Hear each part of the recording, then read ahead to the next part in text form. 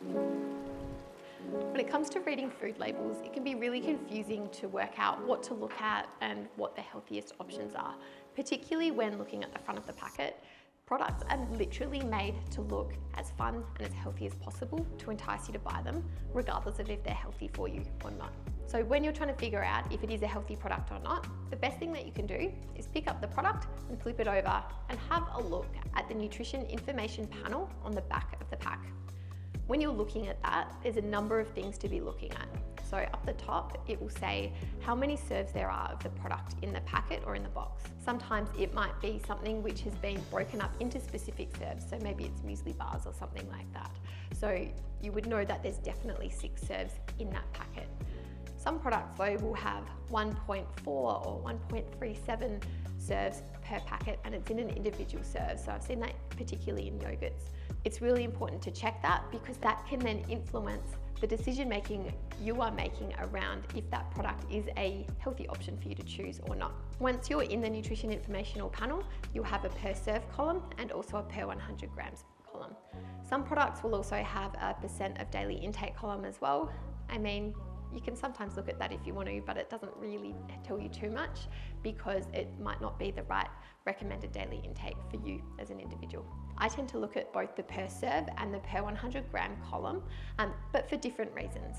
When I'm looking at the per 100 grams column, in particular, I'll be looking at overall calories, protein content, as well as the sodium content, whereas per serve, I'll be looking at calories again, but I'll also be looking more at the carbohydrate and the fibre content.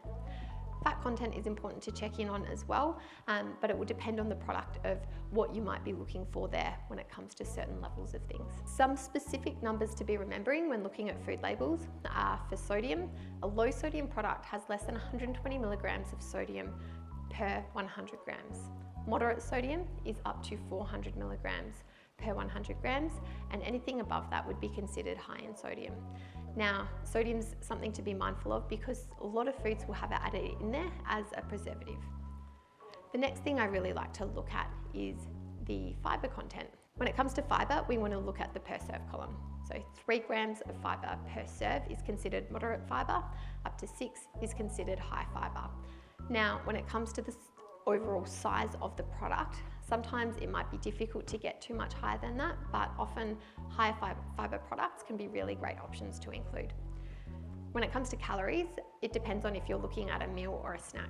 So for a meal, in most instances, we'll be aiming for around 350 up to about 500 calories for the meal. It's important to remember though that that amount is quite varied and it will really depend on your own individual goals. So that's a bit of a ballpark figure. Same sort of deal for snacks. Between 100 and 200 calories is the overall general thing to be aiming for, but again, it depends on your individual requirements if that's the right amount for you.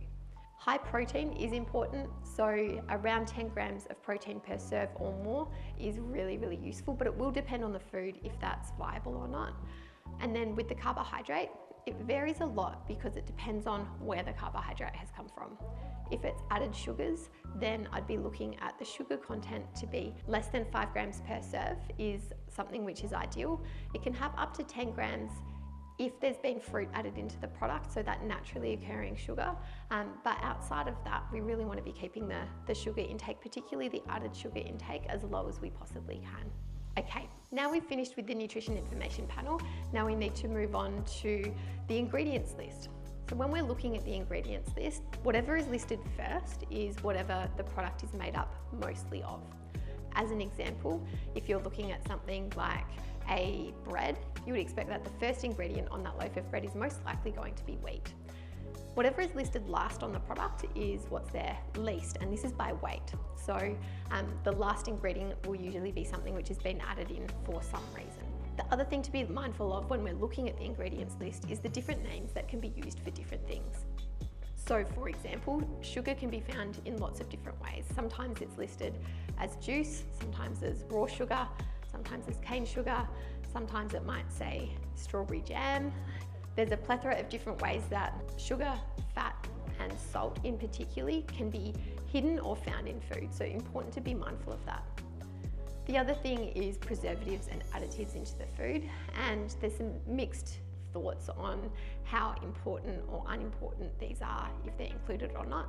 My suggestion would be minimise your intake of these as much as possible, but they are going to be there sometimes. So just be mindful of which ones they are, and if they are of an issue for you, it's worthwhile getting some individual advice. I hope that's been helpful, and hopefully you now know your way around a food label and it's a little bit easier for you to navigate.